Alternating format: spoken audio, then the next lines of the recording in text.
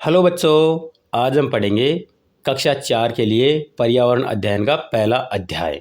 आज से हम एक एक करके रोज़ाना शाम को 6 बजे एक एक अध्याय पढ़ेंगे पर्यावरण अध्ययन का। तो आप चैनल को सब्सक्राइब जरूर कर लें, क्योंकि आपको रोज़ एक अध्याय पढ़ने को मिलेगा। अंत में हम इसके प्रश्नोत्तर भी पढ़ेंगे। आपको मतलब पर्यावरण अध्ययन की पूरी जानकारी मिलेगी। आपको कहीं से और कुछ भी पढ़ने की ज़रूरत नहीं पड़ेगी। इसलिए आप चैनल को सब्सक्राइब जरूर कर लें, वीडियो को लाइक करें, अपने दोस्तों के साथ शेयर करें। तो चलिए शुरू करते हैं। अध्याय 1, दादी की सेहत तिजोरी। बाजरे के खेत में बातचीत। खेत का एक सुनहरा दृश्य जहां मंद मंद हवा चल रही है और बाजरे के लहराते खेतों में किसान कार्य कर रहे हैं। कुछ महिलाएं अलग अलग समूह में अनाज छांट रही हैं, बच्चे खेल रहे हैं और पक्षी खेतों के ऊपर मंडरा रहे हैं। विजय और जया अपनी दादी के साथ खेत में घूम रहे हैं। तब दादी कहती है, हथेली पर बाजरे के दाने रखते हुए, आओ बच्चों ज़रा देखो, ये छोटे छोटे दाने बहुत हल्के और पौष्टिक होते हैं। ये हमारे परंपरागत मोटे अनाज हैं जो सेहत के लिए बहुत फायदेमंद होते हैं। जय आश्चर्य से, दादी ये तो बहुत छोटे हैं, फिर इन्हें मोटे अनाज क्यों कहते हैं? दादी, बिल्कुल, बाजरा, ज्वार, रागी, सावा, कोदो और मक्का, इनके दाने गेहूं एवं चावल की तुलना में मोटे होते हैं। विजय मुस्कुराते हुए, क्या ये हमें सुपर हीरो बना सकते हैं? दादी हंसते हुए, ये मोटे अनाज हल्के होते हुए भी हमें बहुत शक्ति और ऊर्जा देते हैं। गर्मी में ठंडक पहुंचाते हैं और सर्दियों में हमें गर्म रखते हैं। जया जया कहती है, दादी फिर भी लोग चावल और गेहूं को ज़्यादा खाते हैं, लेकिन अब फिर से मोटे अनाज के बारे में चर्चा हो रही है, ऐसा क्यों?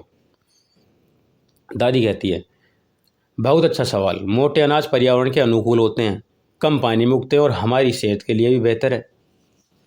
अब इन्हें फिर से बढ़ावा दिया जा रहा है। इसके लिए सरकार ने श्री अन्न योजना प्रारंभ की है।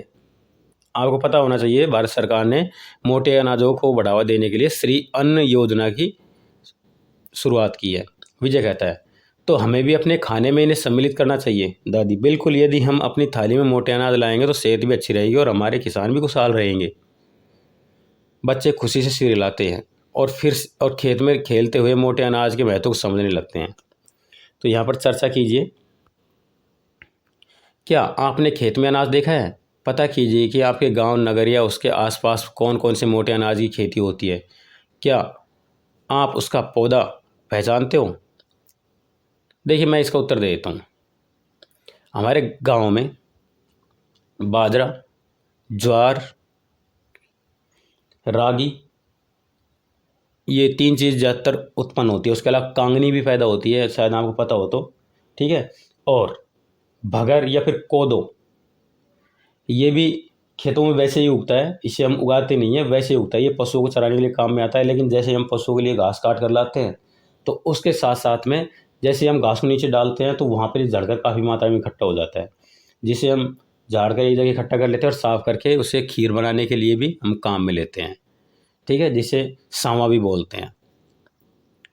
आगे देखिए, आपके घर में यदि कोई मोटा अनाज खाया जाता है तो आप अपने बुजुर्गों से उसके लाभ पता करके कक्षा में चर्चा कीजिए। देखिए, हमारे घर में ज्वार, बाजरा, मक्का और सावा, जिसे हम कोदो भी बोलते हैं, और कांगनी भी कभी कभार यूज़ करते हैं, तो ये सारे खाए जाते हैं।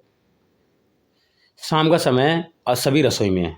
अब दादी कह रही है, आज हम बाजरे की रोटी बनाएंगे, उससे पहले बाजरे का आटा गूँथेंगे। विजय शरारत करते हो, दादी रोटी गोल बनानी है या मेरी तरह लंबी? दादी मुस्कुराते हुए, गोल, तिरछी, जैसी जो भी बनाओ, स्वाद ऐसा कि खाते जाओगे। जया आटे उछूकर, दादी ये आटा गेहूं के आटे से अलग क्यों लगता है? इसे थोड़ा थोड़ा क्यों गूंथ रही हो? दादी, क्योंकि बाजरे का आटा गेहूं से कम चिकना होता है। जया रोटी का टुकड़ा खाकर, दादी बाजरे की रोटी तो बहुत स्वादिष्ट है। विजय गुड़ के साथ खाकर, वाह हम, ये तो मिठाई जैसी है। दादी प्यार से, यही तो मोटे अनाज का जादू है, स्वाद भी और सेहत भी। यह सेहत की तिजोरी है जो चाहे ताला खोल कर ले जाए। जया सोचते हुए, दादी लोग मोटा अनाज कम क्यों खाते हैं? दादी गंभीर होकर, क्योंकि लोग अब सिर्फ गेहूं और चावल खाना पसंद करते हैं, परंतु हमें अपनी सेहत के लिए इन मोटे अनाजों को भी खाना चाहिए। चर्चा कीजिए, आपके यहाँ मोटे अनाज से क्या क्या बनाया जाता है? देखो, मोटे अनाज से खीर बनाई जाती है, रोटी बनाई जाती है। ठीक है, उसके अलावा कई प्रकार की रोटी बनाई, जैसे ज्वार की रोटी बनाई जाती है और रागी की भी रोटी बनाते हैं कई बार। उसके अलावा जो सावा होती है उसकी उसके खीर बनती है, उस कई बार उसके और भी व्यंजन बनते हैं अलग अलग तरह के। क्या आप बाजरे के अलावा कोई और मोटे अनाज के बारे में बता सकते हैं, जैसे मक्का, रागी, जौ, इनसे क्या क्या व्यंजन बनते हैं? देखो, मक्का, रागी, जौ, इनसे हम रोटी के अलावा हम इनसे राबड़ी भी बना सकते हैं, जिसे दूध या छाछ मिलाकर बड़े चाव से खाया जाता है। उसके अलावा हम इनसे मिठाइयाँ भी बना सकते हैं। इनसे व्यंजन बनाने की विधि अपने घर के बड़ों से पूछ कर लीजिए। तो ये आपको स्वयं को करना है कि इनसे कैसे कैसे हलवा, राबड़ी बनाते हैं। विजय करिए, दादी अब से हम प्रतिदिन मोटे अनाज खाएंगे। जया, दोस्तों को भी बताएंगे कि ये कितने आवश्यक हैं। दादी, वाह मेरे नन्हे किसान, यही तो मैं चाहती हूँ। याद रखना, हमारे अनाज सेहत का खजाना है। गतिविधि है, संगीता, मीता खाली समय में खेल रही थी। संगीता, खेल का नियम मैं बनाऊंगी।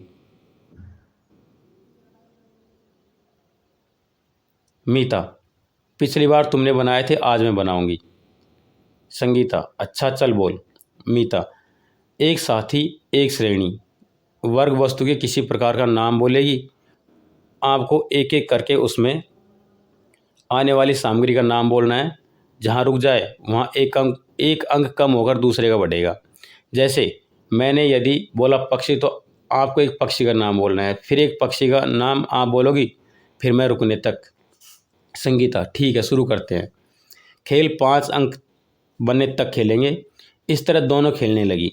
पक्षी, सब्जी, फल, महापुरुष, जंगली जानवर, पालतू जानवर। चर्चा करें, क्या आप भी जब खेलते हैं तो अपने नियम बनाते हैं? आओ आज कक्षा के नियम बनाते हैं, इसे चार्ट पर लिखकर कक्षा में लगाते हैं। निम्नलिखित अनाजों से आपके घरों में खाने के लिए क्या क्या व्यंजन बनाए जाते हैं? जैसे बाजरा से रोटी, राबड़ी, हलवा आदि। मक्का से भी रोटी, राबड़ी, हलवा। रागी से भी खीर, रोटी। ज्वार से रोटी बनाई जाती है जनरली। पहचान करिए, चित्र में दिखाए गए मोटे अनाज के नाम बताइए। जैसे यहाँ पर देखो, आपको ज्वार दिख रहा है और मक्का दिख रही है इसमें। ठीक है, यदि आपके पड़ोस में कोई पेड़ काट रहा है तो आप क्या करेंगे? यदि पड़ोस में कोई पेड़ काट रहा है तो उसे पेड़ काटने से रोकेंगे और उसे पेड़ों के महत्व के बारे में समझाकर उसे पेड़ काटने से रोकेंगे और उन्हें बताएंगे कि पेड़ लगाना हमारे लिए क्यों फ़ायदेमंद होता है। यदि कोई बच्चा कूड़ा सड़क पर फेंक रहा है तो आप उसे कैसे समझाएंगे? यदि कोई बच्चा कूड़ा सड़क पर फेंक रहा है तो उसे समझाने के लिए आप गंदगी से होने वाली समस्याओं के बारे में उसे समझाएंगे और साफ़ सफाई के क्या महत्व है वो भी आप उसे समझाकर उन्हें ऐसे गलत कार्य करने से रोकेंगे। अब हम अभ्यास कार्य करते हैं, मतलब प्रश्नोत्तर करते हैं। चलिए, मोटे अनाज कौन से हैं? तो इसका सही उत्तर होगा ब, ज्वार, बाजरा, रागी।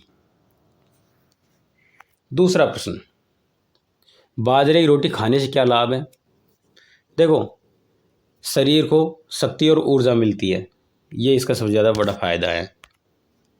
तीसरा, निम्नलिखित में से कौन सा अनाज का राजस्थान में सर्वाधिक उत्पादन होता है? तो देखिए, यहाँ पर सबसे ज़्यादा उत्पन्न होता है बाजरा। ठीक है, चलिए आगे हम रिक्त स्थान भरते हैं। बाजरे का आटा हल्का और पौष्टिक होता है। ठीक है, मोटा अनाज दिखने में छोटा लेकिन बड़ा शक्ति में बड़ा होता है। दादी ने बाजरे की रोटी को गुड़ के साथ परोसा। आगे देखो, मोटे अनाज से सामान्यतः रोटी बनाई जाती है। पौधों को पानी देने से वे बढ़ते रहते हैं। हमें खाना खाने से पहले और बाद में हाथ धोने चाहिए। ठीक है, तो ये हमारे खालिस्तान हो गए। अब हम सही गलत के बारे में चिन्ह लगाएंगे कि कौन सा सही है, कौन सा गलत है। दिवाली पर पतंग उड़ाई जाती है, गलत। पतंग कब उड़ाई जाती है? मकर संक्रांति पर। दूसरा देखो, पेड़ पौधे हमें ऑक्सीजन देते हैं, बिल्कुल सत्य, इसमें आप सही का चिन्ह लगाएंगे।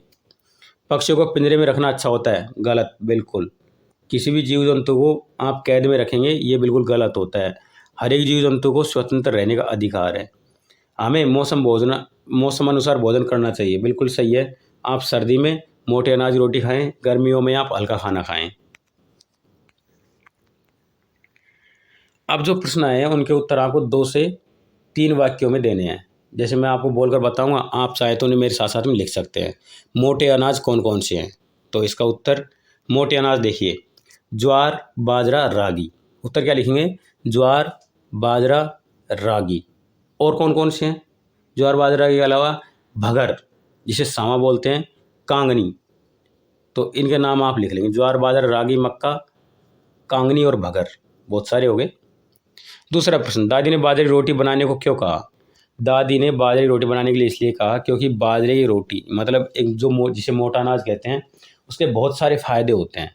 वो हमें शारीरिक शक्ति देने के साथ साथ में वो हमारे पाचन तंत्र को भी ठीक रखते हैं। अगला प्रश्न, मोटे अनाज खाने से हमारे शरीर को क्या क्या लाभ होता है? मोटे अनाज खाने से हमारे शरीर को मिलने वाली सभी ज़रूरत की चीज़ें समय समय पर मिलती रहती हैं, जैसे सभी तरह के लवण, विटामिन्स, पौष्टिक आहार मिलते रहते हैं और खाने में स्वादिष्ट भी होता है, तो हमारे शरीर को काफ़ी लाभ होता है और हमारा पाचन तंत्र भी ठीक रहता है। कारण बताओ, लोग आजकल मोटा अनाज कम क्यों खाते हैं? इसका उत्तर मैं आपको बताता हूँ। देखो, मोटा अनाज से खाना बनाने में थोड़ा समय अधिक लगता है और ये खाने में स्वादिष्ट तो लगता है, लेकिन केवल सर्दियों में। बाकी मौसम में इसे इतना ज़्यादा नहीं खाया जाता और इसकी रोटी गैस पर नहीं बनाई जा सकती। जैसे बाजरे की रोटी को गैस पे बनाना संभव नहीं है। इसे केवल मिट्टी के बने हुए और लकड़ी से जलते हुए चूल्हे पर ही बनाया जा सकता है। इसलिए मोटे अनाज को लोग कम खाते हैं। मोटा अनाज सेहत के लिए कैसे लाभदायक है? अगला प्रश्न है, तो इसका उत्तर देखिए। मोटे अनाज के अंदर वो सारी ज़रूरत की चीज़ें मौजूद होती हैं जो हमारे शरीर को आवश्यक होती हैं, जिसमें सभी प्रकार के प्रोटीन, विटामिन्स, खनिज लवण इत्यादि। और साथ साथ में जब हम इस तरह का भोजन करते हैं तो ये हमारे पाचन तंत्र को भी सही रखता है, जिससे हमारे शरीर में किसी भी प्रकार की बीमारी नहीं होती और हमारा जीवन है वो ज़्यादा लंबा होता है और हमारा शरीर बीमारियों से बचा रहता है। तो ये हमारे पाठ के प्रश्नोत्तर हो गए। आपको यह पाठ कैसा लगा कमेंट करके ज़रूर बताएं। वीडियो को लाइक करें, अपने दोस्तों के साथ शेयर करें और चैनल को सब्सक्राइब जरूर कर लें। मैं आपसे अंत में एक प्रश्न पूछना चाहूँगा। अब की बार बरसात के बाद में जो फसल काटी जाती है उसमें आपके यहाँ पर सबसे ज़्यादा कौन सी फसल पैदा हुई? बाजरा, मक्का, ज्वार या रागी, भगर, सावा, कांगनी? जिसका भी आपको नाम पता हो या आपके घर में पैदा होता हो उसके बारे में आप लिख के बताएं, ज़रूर बताएं, ठीक है? या फिर आप इनके अलावा मूंगफली या सोयाबीन करते हैं, वो भी आप मुझे कमेंट करके ज़रूर बताएं। चलिए अब हम अगले पाठ के साथ में कल मिलेंगे। धन्यवाद।